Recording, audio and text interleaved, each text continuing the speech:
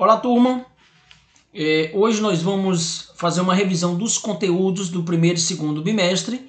Quem assistiu, quem fez as tarefas, as atividades domiciliares e quem interagiu no Google vai estar entendendo exatamente do que nós vamos falar hoje aqui. Claro que vai ser uma revisão, mas não como em cada vídeo que a gente detalha o tema, o assunto, tá bom?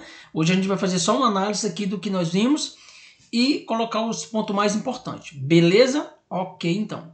Bom, vamos começar aqui pela divisão dos conteúdos da educação física, que estão em 3 eixos, 3 partes. Todos vocês já conhecem que dessas partes são os jogos, os esportes, né?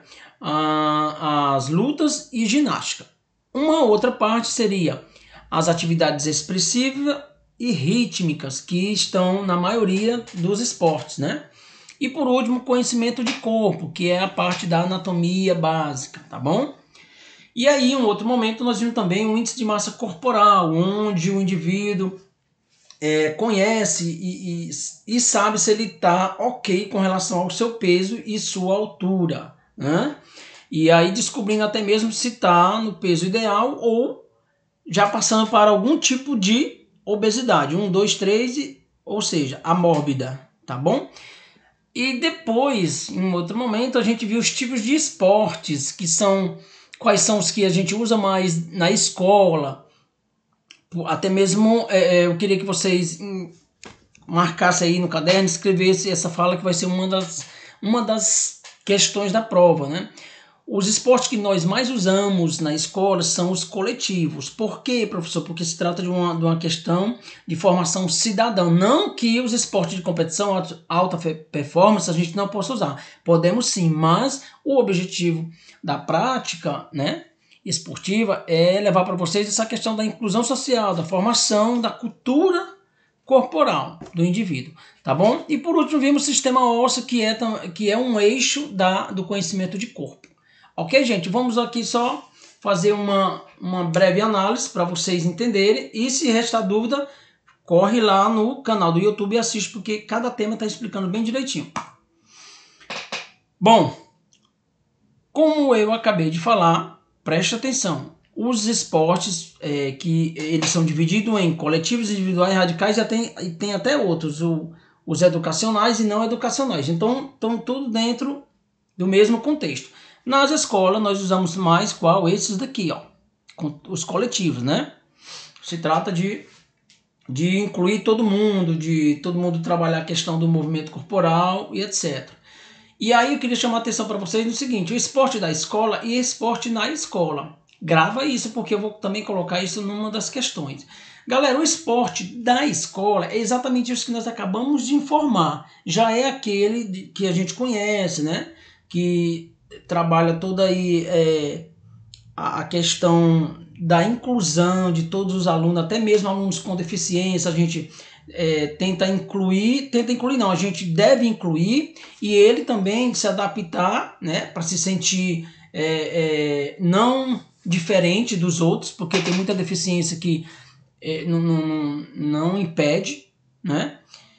E o esporte na escola é aquele que a gente traz de fora. Por exemplo, as competições, os interclasses, né? Os competitivos. Não que não forme também, todos eles, né? Os dois tipos de esporte, ou todos os esportes, todos são importantes, mas eu estou enfatizando o que se trabalha na escola e o que vem de fora, tá ok? Então, qualquer dúvida, essa aula também está lá explicando, vocês devem assistir. E por último, aqui vamos passar aqui para o sistema ósseo, constituição do sistema ósseo.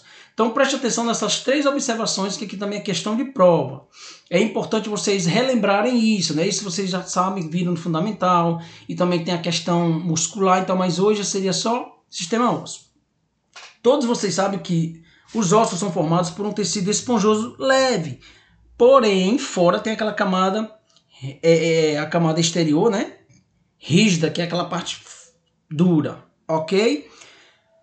Outra coisa que eu queria colocar para vocês: o corpo humano, gente, está dividido ou contém 206 ossos. E lembra que em uma das aulas eu perguntei para vocês por que uma criança teria mais ossos do que o adulto.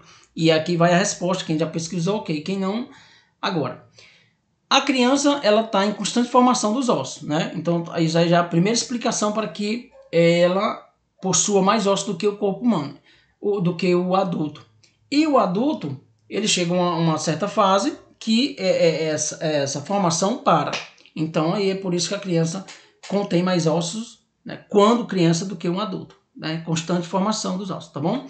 Aí, outra coisa que eu queria dizer aqui para vocês, que o esqueleto está dividido em duas partes, que é a parte axial e a parte apendicular. Axial fica aqui, galera, ó, onde está o crânio, a caixa torácica e a coluna vertebral, ok? Todos vocês sabem que entrando agora nas funções dos ossos, o crânio, né, ele guarda quem? O cérebro. A caixa torácica, ele guarda quem? Protege quem? Os órgãos vitais, ok? Então, funções dos ossos, sustentação, né?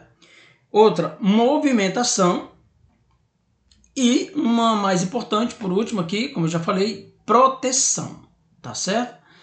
Então, galera, é isso. Só para a gente concluir aqui. Aqui na coluna existe um ossinho bem aqui perto do peito, aqui, né? Que se chama externo. E se a gente olhar pelo outro lado, aqui é o cóccix, né? O lado dos glúteos, ok? Só para a gente esclarecer. E a caixa torácica tem 12 pares, né? Não preciso falar para vocês os verdadeiros, os falsos, coisa não. 12 pares contendo 24 no total. Ok, gente? E aí, para finalizar o nosso bate-papo aqui, uma questão certa, anote.